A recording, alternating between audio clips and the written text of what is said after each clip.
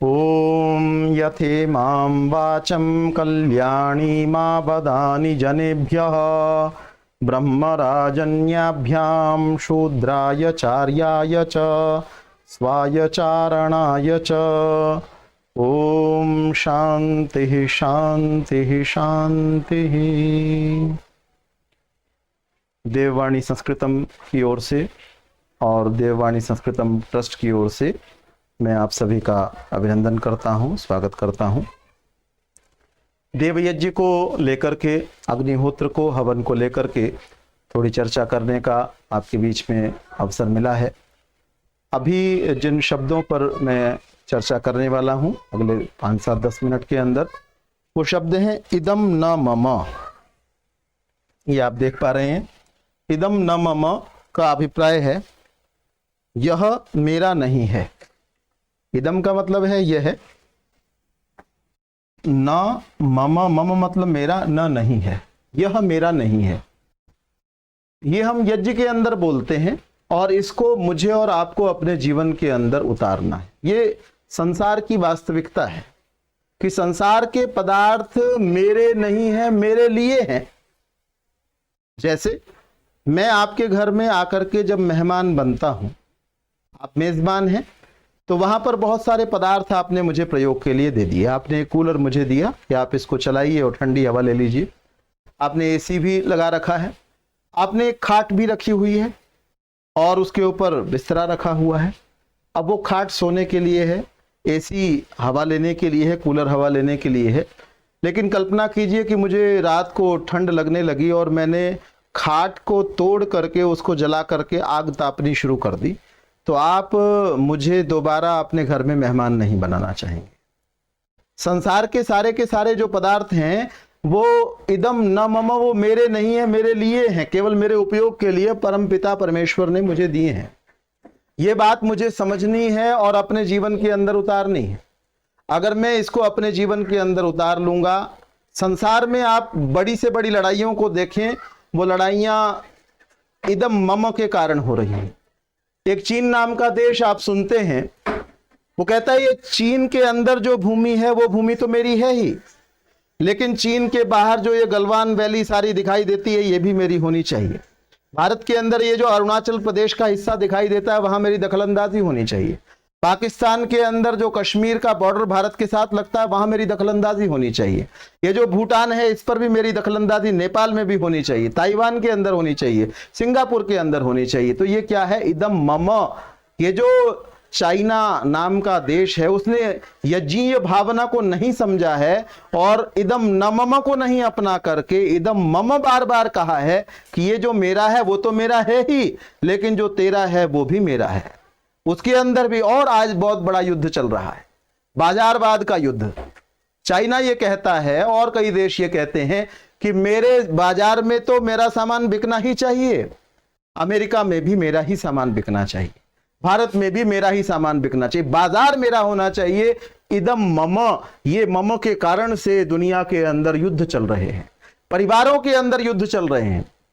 अखबारों के अंदर पढ़ने के लिए आता है, क्या पढ़ने के लिए आता है कि भाइयों ने क्या किया, जमीन के किसी टुकड़े के लिए आपस में एक ने दूसरे का खून कर दिया, खून बहा दिया, जान ले ली। किस लिए, इदम मम। अरे हम यज्ञ करते हैं तो यज्ञ को यज्ञ के अंदर बार बार बोल रहे हैं इदम न मम, बार बार बोल रहे हैं। किस लिए बार बार बोल रहे हैं, वर्षों तक बार बार बोल रहे हैं, 40 साल तक, 50 साल तक बार बार बोल रहे हैं। क्यों बोल रहे हैं बार बार, कि ये बात मेरे जीवन के अंदर आ जाए। दयानंद के जीवन में इदम न मम आ चुका था, इसलिए दयानंद को मैं अपने परदादा के बारे में उतना नहीं जानता जितना दयानंद के बारे में जानता हूं। आप अपने परदादा के बारे में, परबाबा के बारे में, परनाना के विषय में उतना नहीं जानते जितना आप स्वामी श्रद्धानंद के विषय में जानते हैं। क्यों जानते हैं, इसलिए जानते हैं क्योंकि उन्होंने इदम न मम केवल हवन में बोला नहीं था, उन्होंने उसको जीवन के अंदर उतार लिया था। मैं और आप इदम न मम को बोलते हुए किसी को 10 साल, 20 साल, 50 साल हो गए, ना हमने कभी इसके अर्थ पर विचार किया, ना इसको अपने जीवन के अंदर उतारा। तो ये बार बार जो ये बोला जा रहा है इदम न मम, इसको मुझे और आपको अपने जीवन के अंदर उतारना है। न केवल मुझे और आपको उतारना है, विभिन्न देशों को अपनाना है। अगर रूस और यूक्रेन इस भावना को अपना ले कि ये मेरा है और ये मेरा नहीं है, कम से कम दूसरे की भूमि को, दूसरे के विचारों पर मैं अपना आधिपत्य जमाने का प्रयास न करूं, तो निश्चित रूप से संसार के अंदर शांति की स्थापना हो सकती है। देखिए, यज्ञ इसलिए महान है, यज्ञ को इसीलिए बड़ा कहा गया, यज्ञ को विराट स्वरूप वाला विष्णु इसलिए कहा गया क्योंकि अगर ये यज्ञीय भावना संसार के लोगों के अंदर हो जाए तो निश्चित रूप से संसार के सारे व्यक्ति आनंदित हो जाएंगे, आनंद के सरोवर में निमग्न हो जाएंगे, उसमें डुबकियां लगाने लगेंगे। एक महात्मा अहमदाबाद के एक परिवार के अंदर चले गए और वहां गए इसलिए थे, बहुत वर्षों के बाद गए थे, पानी की प्यास लगी, वहां से गुजर रहे थे, सोचा ये सेठ जानता है, जाऊंगा तो पानी पिला ही देगा, तो अंदर गए। लेकिन उनका मांगने का स्वभाव नहीं था। फकीर भी अलग अलग प्रकार के होते हैं, कितने आपको ऐसे मिलेंगे जो दर दर पर मांगते हैं, कई ऐसे भी मिलेंगे भूख बहुत लगी होगी लेकिन कहेंगे ही नहीं। हाथी के स्वभाव के होते हैं, जो हाथी जो है बहुत धीरम विलोकयति चाटु शतैश्च भुंक्ते, कई बार कहो तो उसकी ओर देखता है, उसके धैर्य की परीक्षा लेता है। तो ये महात्मा अहमदाबाद के सेठ के घर के अंदर चले गए। विचार ये था शायद पानी पीने को मिलेगा, शायद कुछ और भी खाने पीने को मिल जाए। अब अंदर जाकर के सेठ जी ने कहा, अरे महाराज आ गए? कि हाँ जी आ गए। तो आओ मैं आपको अपना घर दिखाता हूं। अब इनको पानी की प्यास लगी, इनको घर से क्या लेना देना, लेकिन आओ जी घर दिखाता हूं। क्या कहें, चलो भाई दिखाओ। दिखाओ तो कमरे दिखाए, बहुत सारे कमरे दिखाए, और दिखाने के बाद क्या कहता है महात्मा जी हमारा केवल एक ही घर नहीं है, मेरे 4 बेटे हैं और चारों बेटों का अहमदाबाद के अंदर अलग अलग घर है। यहाँ पर तो मैं रहता हूँ, वो अलग अलग अपने घरों में रहते हैं, और जितने हमारे परिवारों में सदस्य हैं, बहुएं हैं, बच्चे हैं, पोते हैं, सबके पास अपनी अपनी गाड़ियां हैं। महात्मा जी बोले, अच्छा आदमी है, बाहर से आया हूं, प्यास लगी हुई है, वो पूछ नहीं रहा, बैठने को पूछ नहीं रहा, बताए चला जा रहा है। अच्छा भाई ठीक है, बहुत बढ़िया बात है। बोले महात्मा जी खाली घर ही घर की बात नहीं है, हमारे पास 5 फैक्ट्रियां हैं। एक की प्लाईवुड की फैक्ट्री है, एक की ये पेच बनाने की फैक्ट्री है, एक की जो है वो सीसीटीवी बनाने की फैक्ट्री है। बोले अच्छा बहुत बढ़िया है। अब ये कुछ ज्यादा प्रशंसा नहीं कर रहे थे महात्मा। सेठ अपनी प्रशंसा खुद किए जा रहा था और अंदर अंदर दुखी हो रहा था कि हम लोगों ने तो इतनी मेहनत से इतना कुछ अर्जित किया है, ये महात्मा से 4 शब्द प्रशंसा के नहीं निकल रहे कि सेठ जी आपने बड़ी मेहनत की है, परमेश्वर आपको सुखी रखें, कुछ नहीं निकल रहा है। लेकिन आकर के वो डाइनिंग टेबल के ऊपर बैठ गए। उनको लगा इस इशारे से समझ जाएगा कुछ खाने पीने की इच्छा है। महात्मा फिर नहीं समझे, महात्मा ने बोला और सेठ जी नहीं समझे। सेठ जी भी आकर के बैठ गए और लगे हुए हैं अपनी प्रशंसा करने में। जब महात्मा जी को ये लगा भाई ये तो बात समझ नहीं रहा किसी तरीके से, तो इसको तो किसी तरीके से समझानी पड़ेगी बात। क्या किया जाए? तो एक बच्चा जो 10वीं 12वीं क्लास में शायद पढ़ता होगा, उसको बुलाया। वहां से गुजर रहा था। बोले ये कौन तुम्हारे? बोले मेरे दादाजी हैं। बोले तुम क्या करते हो? बोले मैं पढ़ता हूं। बोले 6ठी 8वीं 7वीं सब कर चुके? हाँ जी कर चुका। तो हिस्ट्री भी पढ़ी थी क्या? कि हाँ जी हिस्ट्री भी पढ़ी थी। बोले उसमें नक्शे भरते थे क्या? बोले हाँ जी नक्शे भरता था। बोले फिर एक विश्व का मानचित्र कोई घर में हो तो लेकर के आओ। विश्व का मानचित्र आ गया, और आ गया तो महात्मा पूछने लगे भाई इस विश्व के मानचित्र के अंदर ये दिखाओ कि ये भारत देश जो है वो कहां पर है। तो बच्चे ने जो है वो दिखा दिया कि महात्मा जी मेरे हिसाब से ये भारत देश है इसके अंदर। कह लगे इसके अंदर गुजरात दिखाओ, भारत के अंदर कहां पर है? बोले महात्मा जी ये विश्व के मानचित्र में गुजरात दिखाना आसान नहीं है। कह लगे नहीं तुम समझदार हो, तुम दिखा पाओगे। तो उसने छोटा सा कहीं घेरा बना दिया। बोले मेरे हिसाब से ये गुजरात होना चाहिए। क्या अच्छा, अब ये बताओ इसके अंदर अहमदाबाद कहाँ है? विश्व के मानचित्र में बच्चा कहता है अहमदाबाद कैसे मिल जाएगा जी यहाँ पर?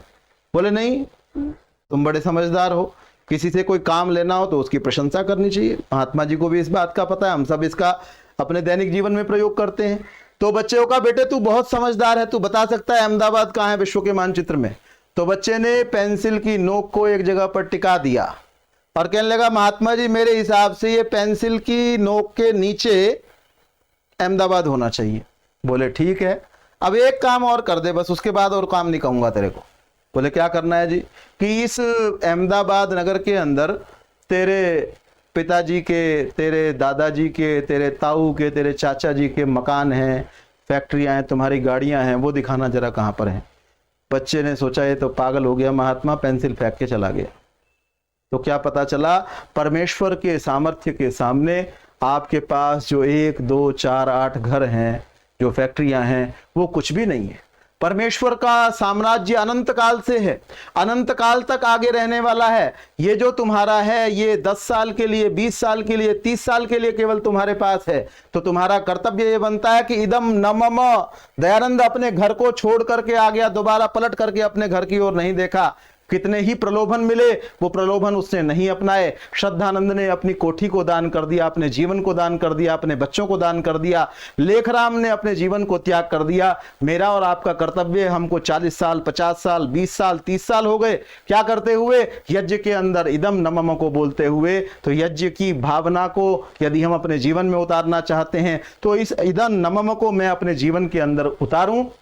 मैं अपने आसपास देखूं, परमेश्वर ने मुझे अगर सामर्थ्य दिया है, मेरे पास में कुछ धन दिया है, तो मैं किसी और को देने वाला बन जाऊं। और उनका सहयोग करने से, ये यज्ञीय भावना मेरे अंदर आने से निश्चित रूप से मेरा जीवन पवित्र हो जाएगा और मुझे आगामी जन्म जो है वो बहुत अच्छा प्राप्त होगा। और इस जन्म में भी मैं अत्यंत संतोष के साथ में, अत्यंत सुख के साथ में रह पाऊंगा। आप सभी ने बहुत ही ध्यानपूर्वक सुना, आपका बहुत बहुत धन्यवाद। देववाणी संस्कृतम को आप सभी का बहुत सहयोग निरंतर प्राप्त हो रहा है। मुझे विश्वास है यह सहयोग आपका इसी प्रकार से बना रहेगा। पुनः धन्यवाद।